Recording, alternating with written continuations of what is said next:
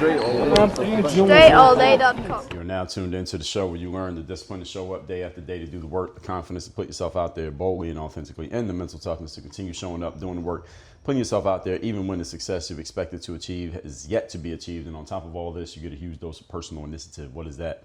That is a go-getter energy that moves any one of us, including yourself, to go and make things happen instead of waiting for things to happen. And then we put all this together into a series of frameworks, approaches, insights, strategies, and techniques all underneath the umbrella of one unifying philosophy that is called Work on Your Game. My name is Dre Baldwin, also known as Dre All Day, and welcome to the show. And today's topic is the only two ways for a man to make it happen in life. Yes, if you're a man listening to this, and if you're a woman listening to this, keep listening, because you can let the man in your life or the men in your life listen to this episode themselves. But if you're a man, there are only two ways in life that you can make it happen. Only two ways you can make it happen. When I say it, that means whatever your ultimate goals, desires, or dreams are, there are only two ways you can make it happen. I'm going to tell you what those two ways are and how these two ways work and why there are only two ways. Because you may be wondering, wait a minute, Dre, only two ways? Yes, only two ways.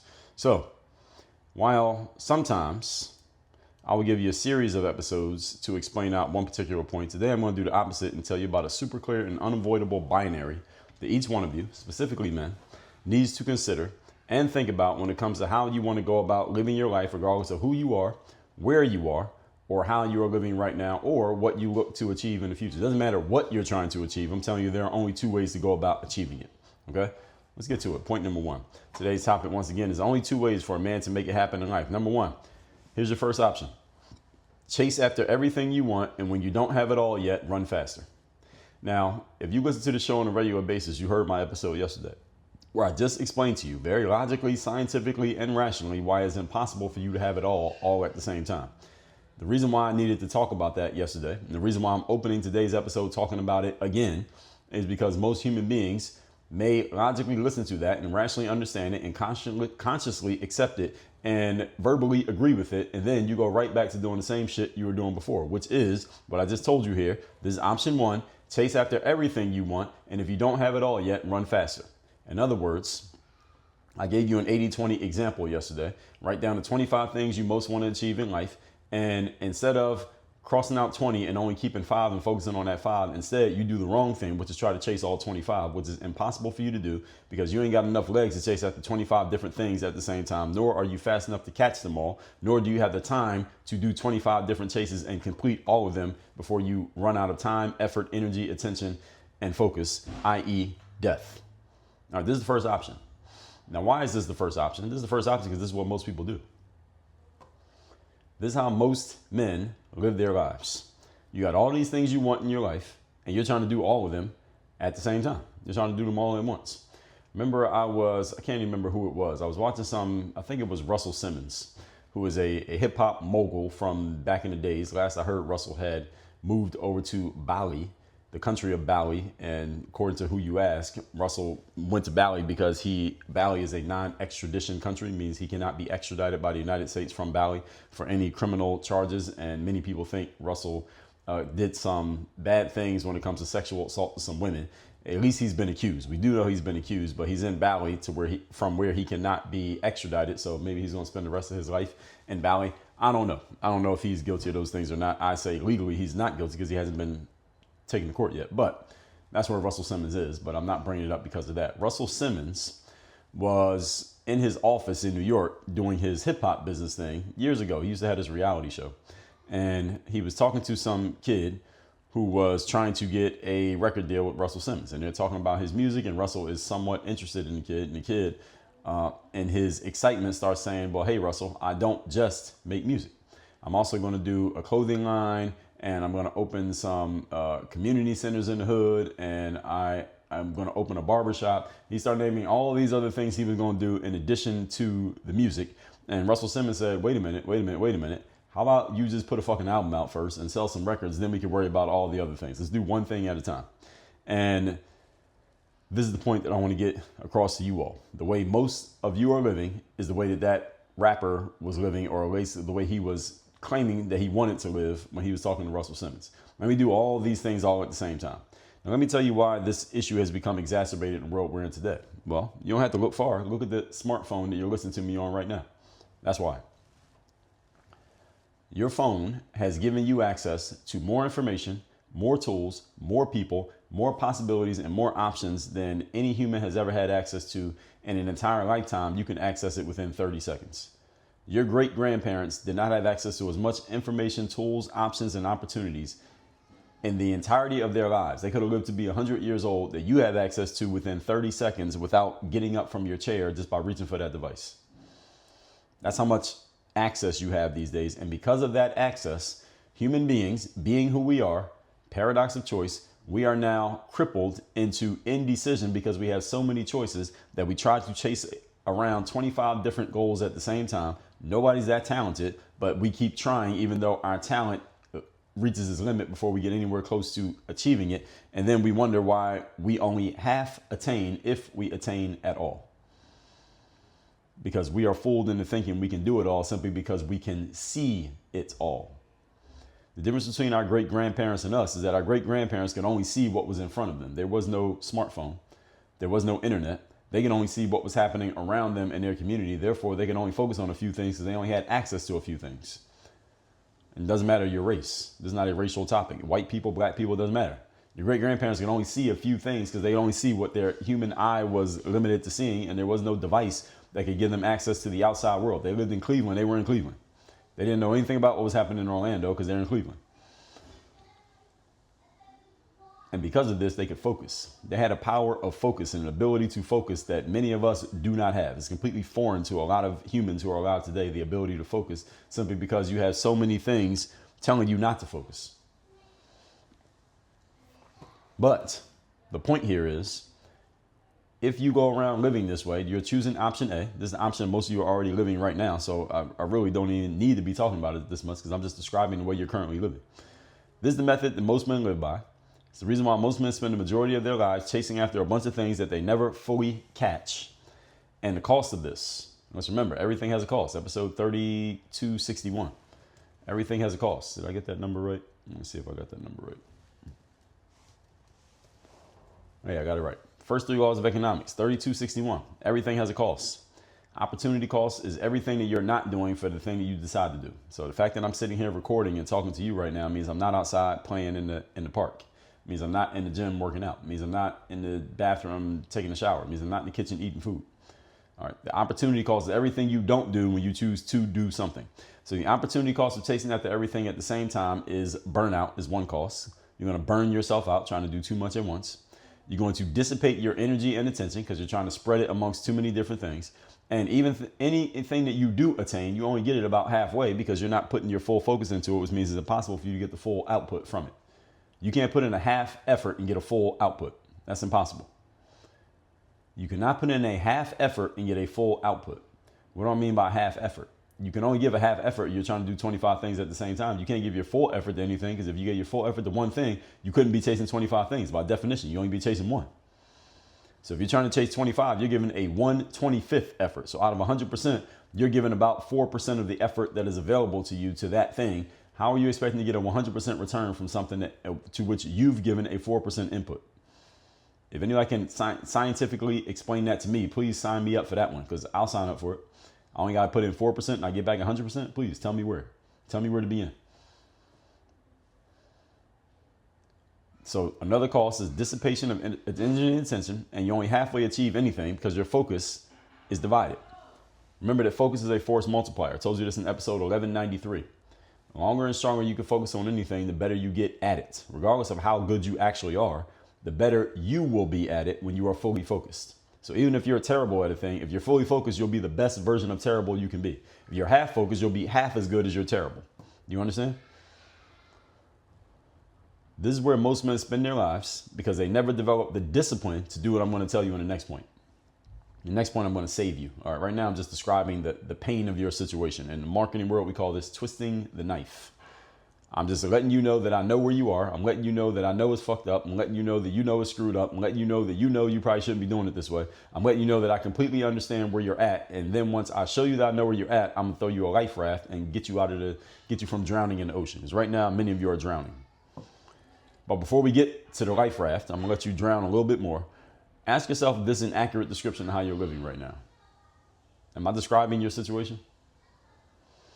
trying to do everything, trying to go and be everywhere, getting a little bit from several different things, never getting the full output from anything.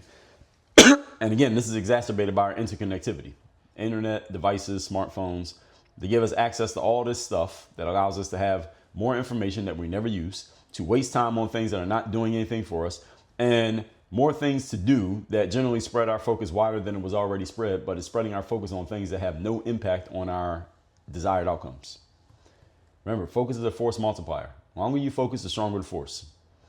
In my experience, men make this mistake not because they do not see an alternative or are not properly motivated and incentivized to look for another way.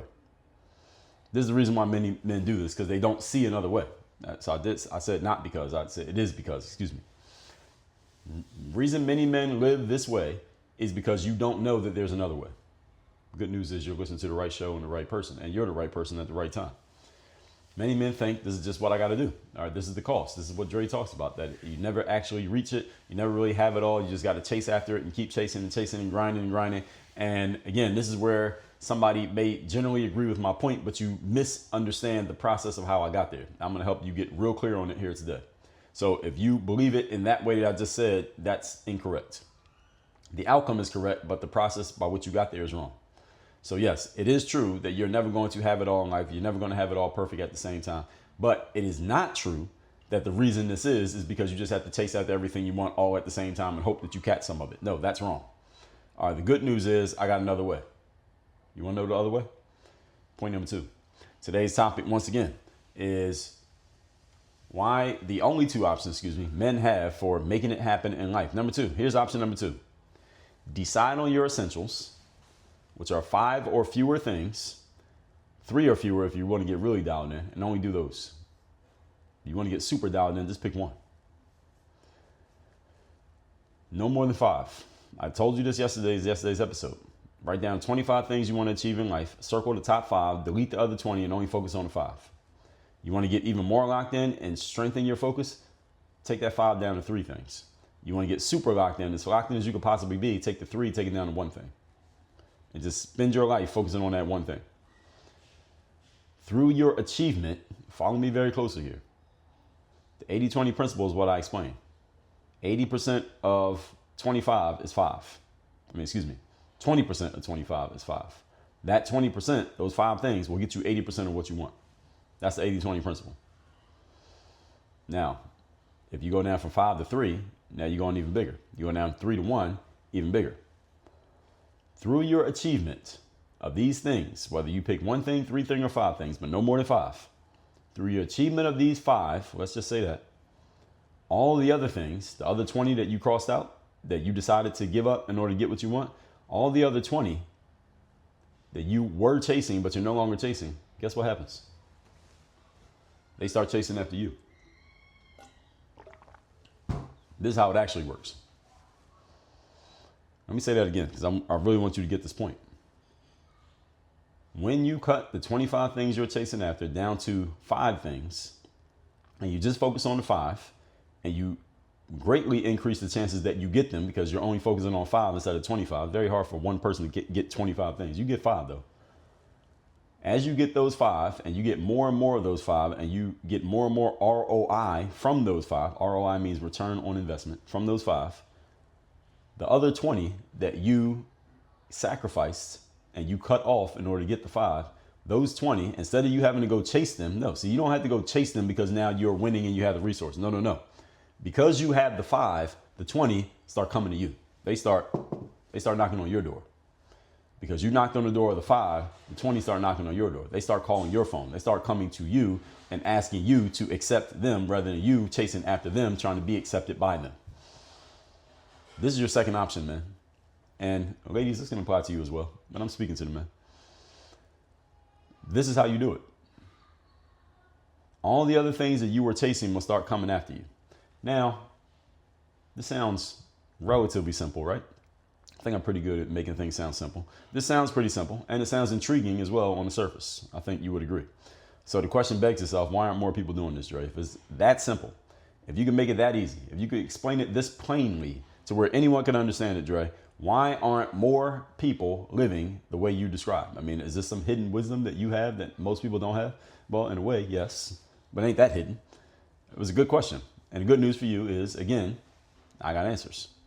One main reason why this doesn't happen these days as much is because human beings have been trained and conditioned to divide our attention amongst multiple things. So it used to be easier. If I had said this exact same message 20 years ago, it would land a lot more easily and be much more highly adopted by the audience than it will be today.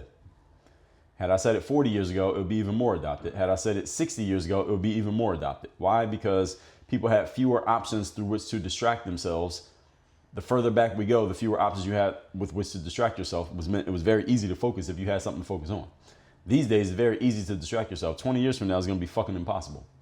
20 years from now, this message will be more valuable than it is today. Why? Because people are going to be even more distracted 20 years from now than you are today. Most of you are constantly, perpetually distracted. This is the reason why you're not getting the best return on investment from anything that you do, because you're never putting your full focus into it, because the world is designed to dissipate your focus. And if you don't fight against it, we all understand the law of entropy. What does the law of entropy state? It states that things are always moving into a higher state of chaos and disorder. I told you about this in episode 2806. What does that mean? Chaos and disorder is what happens when your focus is not sharpened and narrowed to its strongest point. When your focus is divided amongst multiple things, you are in focus chaos. That is a disorderly focus. You understand? Or what we can just call distraction. Distraction and focus, if we look at them as opposites. When you are not focused, you are distracted. Distraction is the natural result of humanity. A human's natural state is to be distracted and not be able to focus on one thing at a time. All right, that's the natural thing for a human being. The only thing that staves off distraction are standards and parameters. Standards and parameters keep distraction, i.e. entropy, from entering into your space. Anything that has standards and parameters, those standards and parameters must be consistently upheld through a disciplined, focused system. That disciplined and focused system keeps the chaos and disorder from entering the space. Any of you have been in the military or know anyone who's been in the military is an extremely regimented and disciplined place, and all the people who are in it are regimented and disciplined. Why? Because the system is designed to make sure you are so regimented and so disciplined that no chaos or disorder may enter the room. It's impossible. It's not impossible, excuse me. It just doesn't happen. Let's just say that. It's highly improbable that chaos and disorder enter the room in the military, because the military is designed to be so strongly regimented that entropy can't come in. Entropy is not allowed inside. And here's the good news. You don't have to be in the military. I've never been in the military. You don't have to be in the military for your life to be a reflection of what I just described. You don't have to be a soldier, but your life can be a reflection of that. All you got to do is put some standards and parameters and systems in place, or plug into some that already exist. Plug into some, make sure that you start following them, and you will keep chaos and disorder out of your life. How many of you have some chaos and disorder in certain aspects of your life that you would like to get rid of? Let me tell you why that chaos and disorder is there. Because there are no standards and parameters keeping it out. If you don't have standards and parameters keeping it out, then it has no choice but to come in. It's like if you had a house with no doors and no windows and no locks, then you have squirrels and rats and raccoons and birds all in your house. Why? Because you ain't got nothing keeping them out. So they might as well come in. This is what happens. So many people have been trained, most people, trained and conditioned to divide your attention amongst multiple things. Social media does a great job of giving you this opportunity, and many people partake in this opportunity. And we're given constant dopamine hits of instant gratification on social media. That's what it is. That conditions us to live our lives looking for instant gratification, because social media conditions you to want it. So therefore, everywhere you go, you want more of it. It's the reason why you got your phone within arm's reach everywhere you go. Go to an airport or any place where people have to stand around and wait. Go to a Starbucks and watch people waiting in line. Go to a grocery store, watch people waiting in line. Notice what they do as soon as they realize that they're going to have to stand somewhere. As soon as people realize they're going to have to stand around somewhere for a long time, what do? Everybody knows the answer. All of you are guilty of it. You pull your phone up. Why? Because the phone offers you distraction. You don't need to actually even do anything on the phone, but you know there are a bunch of apps that provide you a bunch of dopamine hits. Let me open my text messages. Let me open social media. Let me look at my notifications. Let me check my email again. All right. There's something that's going to give you that dopamine hit because you don't know how to sit somewhere and be, I guess we can call it, bored. Robert Greene talks about this in his book, The 50th Law, that he co-authored with 50 Cent, is that you need to learn to master boredom. Why? Because mastering boredom allows you to sharpen your focus. So, and not always looking for the instant gratification. And that instant gratification conditions us to live our lives looking for more and more gratification. You become basically a drug addict to the dopamine. And you can look at this from the other direction. that we were already looking to live that way, and social media just scratched the itch or supplied the demand, if you will. That's one reason why most people cannot believe in this way of focusing on only a handful of things, because, well, another reason, it does not provide instant gratification. You focus on a handful of things, you don't get instant gratification. It might take you a while to achieve those 5 things you decide to focus on, as opposed to if you chased around 25, you could at least maybe get a little win in one of those 25 every day. But when you're chasing around 5, sometimes there may not be much of a win to report. You're chasing after 17 things, you can get a little bit of gratification from each one every day. But you focus on 3 things, you might go an entire week without any real wins to announce. So then when you talk to your friends and they say, how are things going? You don't really have anything to announce. You're just plodding along, doing your thing. Most males do not have the discipline to live like this, unfortunately. And I'm talking to the men. Ladies, this can apply to you just as accurately as it does the men. I'm talking to the men because the men are the ones who make society go. When men start faltering, societies fall apart. If women falter, society can still go if the men are strong. But if the men start falling apart and the men can't focus and the men have no discipline, the men don't know how to narrow your attention span, that's when we get problems. Most men believe they have the discipline for it when the results are dangled in front of them. It's very easy to have discipline. Someone guarantees you a result for your discipline. I'm telling you what the results are, but many men will hear what I'm saying, but you're not willing to do it because you may only be thinking about what it'll be like at the finish line, but to get to the finish line, you still got to run the fucking race. See, the finish line is fun.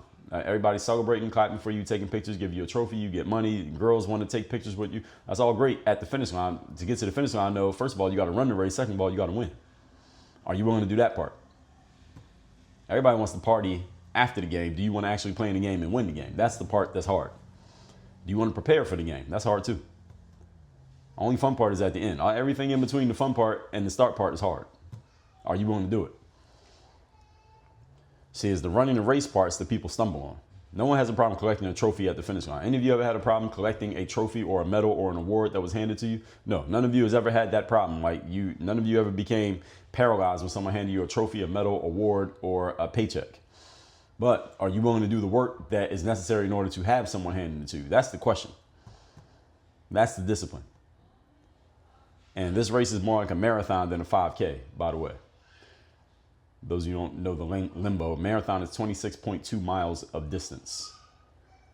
The fastest people in the world run that in 2 hours, and they're running really, really fast. If you're in pretty good shape, you could probably run a mile in 4 hours. If you're that's a marathon, in 4 hours. In pretty good shape and you've kind of trained for the marathon, 4 hours or less is reasonable. Reasonable expectations, assuming no injuries, etc. World class marathon shape, 2 hours. All right, 26 miles. It's pretty far distance. A 5K, on the other hand, is a little over 3 miles. You can sprint through a 5K. If you're in good running shape, you can sprint through a 5K. I can sprint through a 5K. And when I say sprint, meaning at a pretty fast pace. A marathon, again, assuming you're not a professional marathoner, is going to be challenging at some point. Some point in that marathon is going to be challenging. I run 2 marathons, Miami Marathon 2 times. At some point in that marathon, both times when I ran, multiple points, plural, the marathon became challenging. The second marathon that I ran, I made the grave mistake of getting some what do they call it? Like muscle cream, like the muscle rub that you put on your muscles when you're starting to cramp up. I put some of that on my inner thigh. That's a bad idea. All right, you can figure out why. But anyway, there may be times when you're running a marathon that you may need to stop running. Maybe you got to walk a little bit. Maybe you got to drink some water. Maybe you cramp up and you got to get stretched and you're not sure if you can keep going. But when you narrow your focus, it is very difficult, if not outright impossible, to have big victories on a daily basis. It's like running a marathon. Right? The marathon ain't going to be no one long highlight, again, unless you're one of those people from Kenya who can run a marathon in your sleep. If you're not that, at some point in the marathon, it ain't going to be so highlight worthy, but you got to keep going. And point number 3, today's topic, once again, is the only 2 ways a man can make it happen in life. Number 3, if you can get yourself to this level of discipline that I'm describing, this level of focus I'm describing, the outcome of that win level, listen very carefully, is 100 times more than the outcome of when you dissipate your focus the way you're doing right now. What it feels like to win at this level is 100 times better than any outcome you could get by continually doing things through your current process of trying to do it all at the same time, trying to have it all when it's scientifically impossible for you to have it all. If you can get to the discipline. Again, sounds good, me telling you what's going to happen at the end. The problem is you got to go through all the other stuff just to get to the end. Are you willing to go through it? And do you believe in my promise? That's the question. The key is accepting that the trade-off will be there. The trade-off being the 100 times more win at the end, even though you had to deal with a ton of delayed gratification until you get there. You got to deal with the delayed gratification. I told you all about the concept of time perspective. First person I heard explain it was this author by the name of Brian Tracy, legendary author. Time perspective says the more successful the person, the further into the future they project the outcomes of their behaviors, their current behaviors. In other words, a less successful individual only thinks about what will I get if I take this action right now, where a more successful person says, what can I get 10 years from now if I take this action right now? And sometimes that might mean I need to do it. Sometimes it might mean I don't need to do it. For example, I could eat a donut right now and it would feel great to eat the donut, but is it going to help me tomorrow morning when I need to wake up and work out and run 4 miles in Miami humidity? Probably not. Instant gratification says eat the donut. Delayed gratification, a longer time perspective, says don't eat the donut. A shorter time perspective says do whatever makes you feel good right now in the moment. So, gentlemen, do you understand where I'm coming from here? Are we on the same page? It's the FOMO, fear of missing out, that you feel when you see your peers and your associates collecting their little wins over and over again, while you're collecting a whole bunch of nothing but sweat, fatigue, and lint in your pockets as you continually work on your essential focuses, which have yet to produce a return on investment. And you have people around you looking at you saying, hey, when you going to win? When you going to win? Are you rich yet? Did you become successful yet? Did you make it to the NFL yet? But you haven't gotten there yet because it's a long game that you got to play. But if and when you cross that finish line, all those same people who are looking at you and laughing and thinking you weren't going to do anything, they're going to be right there at the finish line ready to celebrate with you because you got the biggest win out of everybody. But are you willing to deal with the shit you have to go through in order to get there? I told you this in episode 1661. What flavor of shit sandwich do you want to eat? Everything in life comes with a shit sandwich. What is a shit sandwich? It is the third day. It is the stuff you got to go through that you don't feel like going through. You don't want to go through. It is not comfortable to go through, but you must go through if you're going to be successful. You must eat the shit sandwich. What flavor do you want to eat? Understand that there's a shit sandwich to eat no matter what you do. If you are rich, there's a shit sandwich. If you are poor, there's a shit sandwich. If you are tall, you are short. If you are skinny, if you are fat, if you are smart, if you are stupid, everybody has to eat a shit sandwich. It's just a matter of which flavor of sandwich do you want to eat. You might as well eat the shit sandwich that leads to success. That's just my opinion. You can do what you wish. I'm just telling you the options available to you. Can you stay focused? Because the bottom line of all this is that magical word, discipline. I open the show every day telling you about 4 traits: discipline, confidence, mental toughness, personal initiative. Why do I start with discipline? That is not by accident, because most people want it, everybody needs it, and most people don't have it. You want to separate yourself from most people, step up your discipline. That's all you got to do. You ain't got to make more money. You don't have to be more confident. You don't have to get more followers on social media. Just step up your discipline. You'll separate yourself from 99% of people if you could just step up your discipline on a conscious level and keep it up to the point that it becomes your normal mode of operation. And keep it there for an extended period of time. And when you finally look back, you'll see how far ahead you are compared to everybody else. How further ahead you are than everybody else. Can you stay focused on one goal, or at the most 5, for an extended period of time, not really getting much gratification in the process or recognition for your efforts, in order to collect all of your rewards later in the game compared to everybody else? Everybody else is getting their rewards day after day, week after week. You get yours like once every 5 years. You want to do that? You eat shit for 5 years to eat like a king at the end of 5 years, where everybody else gets a little crumb every day. But they get something. They get that little crumb as a dopamine hit. That little crumb is you looking at ass pictures on Instagram. All right, that's the dopamine hit. Or are you okay not getting any crumbs, but eating like a king at the end of year 5? Or will you give into the desires of your flesh? Just explain. Go after the quick and easy wins that you can get today, which you already are doing, at the expense of getting a big win that will be the result of consistent, dedicated focus over an extended period of your life. And again, I'm not telling you what to do. I'm just telling you your options. You do as you wish. Only you can answer this question. That said, let's recap today's class, which is the only 2 ways that a man can make it happen in life. And many people think there are many different ways to make it happen. There actually are not. And I'm telling you the binary options you have. Option 1, chase after everything you want at the same time and basically keep doing the same thing you're doing right now. And when you notice that you're not getting all the things you're chasing after, just run faster. Just keep running faster until eventually you run out of gas. This is not the way to do it, but this is the way most people are living right now. So here's option 2. Here's what you can change to. Decide on your essentials, 5 or fewer things, 3 or fewer if you want to get really dialed in, or only 1 if you want to get super duper dialed in, and only do those things. Don't do anything else. Pick your top 5 or your top 3 or your top 1 and do nothing else. There will be no instant gratification. There are no quick wins in this. Oftentimes there won't be any quick wins, but when you do finally get to the win at the end, it will be more than worth everything you had to give up in order to get it. And it's the running the race part that is everybody's problem. Most people don't have a problem collecting a trophy or a medal or an award or recognition at the finish line. Most people have a problem running the damn race and getting ready for the race and going through the challenging parts of the race. And again, this is not a 5K, it's a marathon.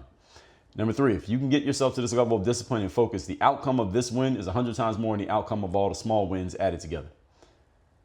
So again, I'm giving you your options. You make the decision.